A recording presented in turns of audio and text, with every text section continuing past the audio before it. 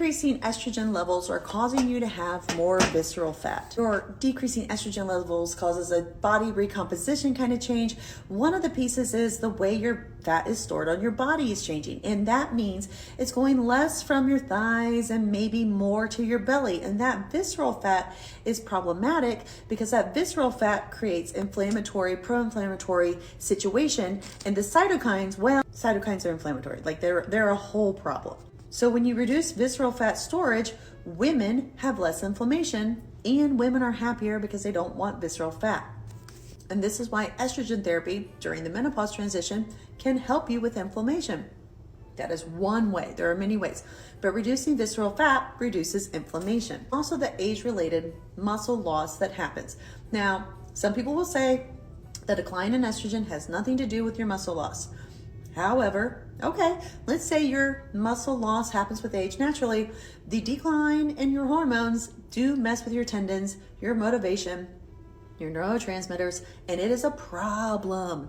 So then you become more atrophied, you lose more muscle, your body composition changes, the decline in estrogen causes more visceral fat, the increased visceral fat causes more pro-inflammatory cytokines, not the cytokines that became myokines that were happy molecules, no. And this is why women have pain. They have more inflammation because estrogen subsidized all that inflammation.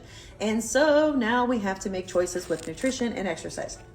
And this is also, by the way, why GLP-1s paired with hormone replacement therapy for women in the menopause transition works. Because having estrogen helps control inflammation.